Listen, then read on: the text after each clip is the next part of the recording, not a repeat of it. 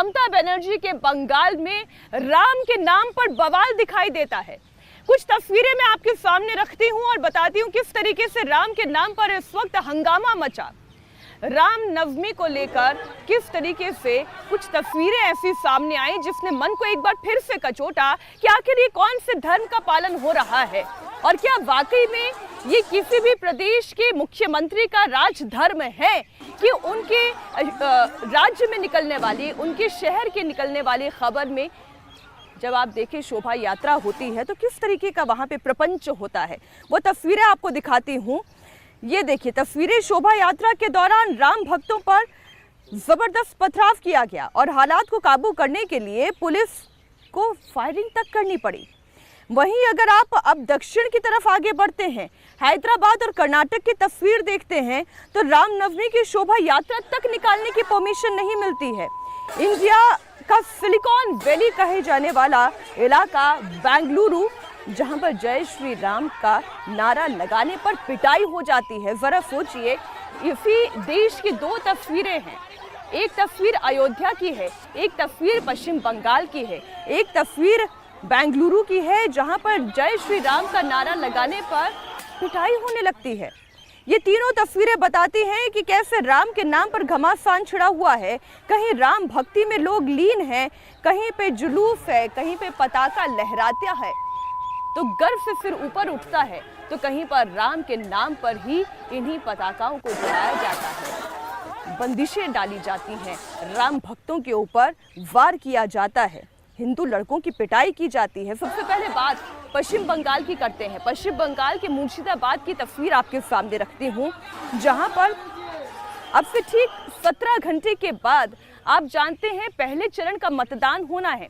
3 सीटों पर वोटिंग भी होनी है। पश्चिम बंगाल की भी ये तीन सीटें, इनमें से पश्चिम बंगाल की भी आती हैं। अब आप जरा वहाँ की स्थिति देखिए।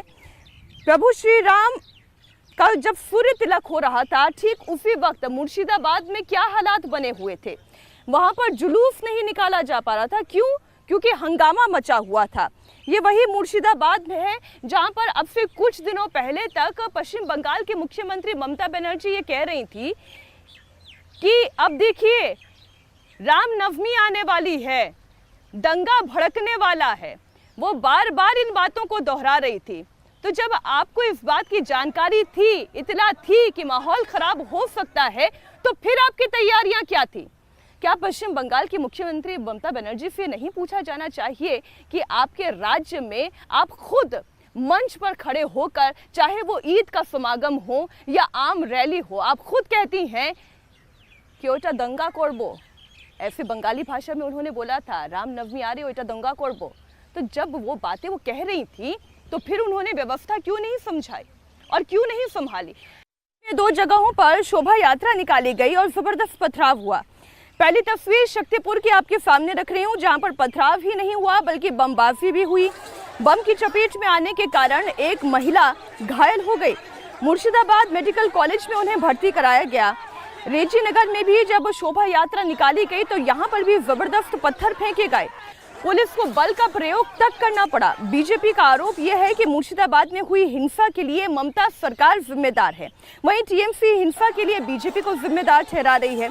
पश्चिम बंगाल की मुख्यमंत्री ममता बनर्जी कई दिनों से, जिसका जिक्र मैंने आपके सामने पहले भी किया, कई दिनों से ये आशंका जता रही थी कि रामनवमी का त्यौहार आ रहा है और ये कोई पहली मर्तबा नहीं है जब पश्चिम बंगाल में रामनवमी के दिन इस तरीके की हंगामे की तस्वीरें सामने आई हो, पत्थरबाजी हुई हो या शोभा यात्रा के रंग में भंग पड़ा हो। जरा याद कीजिए 2023 में भी कुछ इसी तरीके की तस्वीरें हमने पश्चिम बंगाल में देखी थी। सवाल ये है कि जब ममता बनर्जी ये कह रही थी, ये सूचना दे रही थी कि अब दंगा होगा, तो फिर उन्होंने हालात को कंट्रोल में क्यों नहीं किया? इसके खिलाफ एक्शन क्यों नहीं लिए? दंगा भड़काने की अगर साजिश हो भी रही थी तो इस साजिश को नाकाम करने में मुख्यमंत्री ममता बनर्जी फेल क्यों हो गई? कल तक जो ममता बनर्जी बंगाल में दंगा होने की आशंका जता रही थी, जो हर मंच से ये कह रही थी कि मुर्शिदाबाद में दंगे होंगे, आखिर वो दंगे क्यों हुए? भारतीय जनता पार्टी इस पूरे मामले में ममता सरकार को घेर रही है। उन्होंने साफ तौर पर कहा, दरअसल पश्चिम बंगाल के मुख्यमंत्री ना व्यवस्था संभाल सकती हैं और ना हिंदुओं की शोभा यात्राओं को सलीके से निकाल सकती हैं। आप सुनिए किस तरीके से बीजेपी ने ममता बनर्जी पर आरोप लगाया। पूरी ये ममता बनर्जी की प्लानिंग हो रही है और ममता बनर्जी बहुत कोशिश कर रही थी लोगों को उस्काने के लिए। लोग ठीक ठाक थे, हर जगह में शांतिपूर्ण तरीके से रामनवमी हो गया। एक जगह में ऐसा हो गया कि लोग ममता बनर्जी की ट्रैप में फंस गए और एक पूरी ममता बनर्जी की प्लानिंग है माइनॉरिटी वोट को कंसोलिडेशन करने के लिए। नहीं ऑब्वियसली हम चाहते हैं कि एनआईए का इंक्वायरी हो और जैसे इससे पहले जो हमला हुआ था पिछली बार, उसमें एनआईए का इंक्वायरी चल रहा है कोर्ट के आदेश से, उसी को एक्सटेंशन करना चाहिए। और जिस तरीके से एनआईए अभी डालखोला हो या हावड़ा हो या श्रीरामपुर हो, जो लोग पिछली बार हमला किए थे रामनवमी पर, अब उसका ट्रीटमेंट हो रहा है इन्हें, जो बाकी लोगों का भी ट्रीटमेंट हो। जैसे ममता बनर्जी ने प्रोवोकेशन कर रहा था, दंगा भड़का रहा था, मैं सारे हिंदू मुसलमान लोगों को धन्यवाद देना चाहता हूं। उसका भड़काने में लोग नहीं आए। फिर भी रेजीनगर में जो पथराव का घटना हुआ वो बहुत दुखददायक घटना है। इसीलिए हम लोग मांग करते हैं जो लोग पथराव किया उन लोगों का ऊपर कड़ा से कड़ा कार्रवाई करे। कारण जुलूस के ऊपर पथराई जो किया वो लोग जानबूझ के दंगा फैलाने का मतलब लेके, मकसद लेके एक काम किया। उन लोगों को हिरासत में लेना चाहिए और चुन चुन के उन लोगों के खिलाफ कार्रवाई होना चाहिए। देखिए बात यही है, इन सब लोग कम्युनल गेम खेल रहे हैं। भारतीय जनता पार्टी कोई कम्युनल गेम नहीं खेल रहा है। वो अधीर रंजन चौधरी गए थे वो कम्युनल उस्कानी देने के लिए और ऐसे जो व्यथा दिखाने के लिए। अभी चुनाव है इसलिए गए, इसीलिए लोगों ने तो देखते हैं ये सब बहुरूपी है अधीर चौधरी का माफिक। ऐसा बहुरूपी को कौन बहुरूप सहन करेंगे, इसलिए जनता उसमें प्रोटेस्ट किया और वो जनता को ही धक्का दे दिया। मुख्यमंत्री ममता बनर्जी कुछ बिहार में मुसलमान भाइयों और बहनों को मन से ये बोला है कि जो लोग रामनवमी का मिছিল करते हैं वो लोग दंगा बनाने का कोशिश कर रहे हैं। कितना साहस है उनका। आज मुसलमान भाई बहनों को उस्काने का कोशिश कर रहे हैं हमारे मुख्यमंत्री, ताकि दंगा लगे। और इसी का विरोध करते हुए हम आज आए थे इधर हमारा एफआईआर लॉन्च करने के लिए। आईसी नहीं था इधर, ड्यूटी ऑफिसर था। हम आईसी से बात किया, आईसी बोले ठीक है ड्यूटी ऑफिसर को दीजिए। हम बोला ड्यूटी ऑफिसर को बोल दीजिए आपको आने का जरूरत नहीं है, आप ड्यूटी में है, आप उनको बोल दीजिए। फोन रखने के बाद ड्यूटी ऑफिसर बोले नहीं हम तो रिसीव नहीं कर पाएंगे। मुर्शिदाबाद में रामनवमी पर हुई ये पूरी हिंसा बड़ा चुनावी मुद्दा इसलिए बन सकती है क्योंकि इस बात की आशंका ममता बनर्जी पहले से जता रही थी और बीजेपी आरोप लगा रही है दरअसल ये ममता बनर्जी की तुष्टीकरण की राजनीति है और इसलिए रामनवमी पर न सिर्फ पिछली मर्तबा हिंसा हुई, इस बार भी कुछ वैसे हिंसक तस्वीरें देखने को मिली। आइए आपको बताते हैं वो क्या कारण है, एक एक ग्राफिक्स के जरिए समझाते हैं।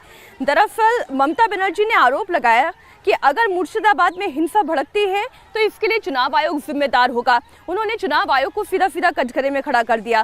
दरअसल पश्चिम बंगाल में चुनाव आयोग ने मुर्शिदाबाद के डीआईजी का ट्रांसफर कर दिया है और इसी के बाद से ममता बनर्जी ने चेतावनी दी थी कि अगर हिंसा हुई तो चुनाव आयोग इसका जिम्मेदार होगा। ममता बनर्जी ने चुनाव आयोग के दफ्तर के बाहर धरना देने की भी धमकी दी थी।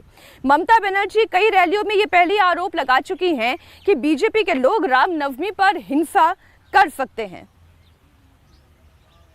আমি সংখ্যালঘু ভাই বোনদের বলবো যদি দেখেন স্লোগান দিচ্ছে 17 তারিখ ওটা ওদের দাঙ্গা করার দিন, আমি মনে করি ওটা মানুষের সম্মানের দিন হোক, ঐক্যের দিন হোক। গালাগালি দিলেও মাথা ঠান্ডা করে আল্লাহর নামে প্রে করবেন, ওদের বিদায় চাইবেন।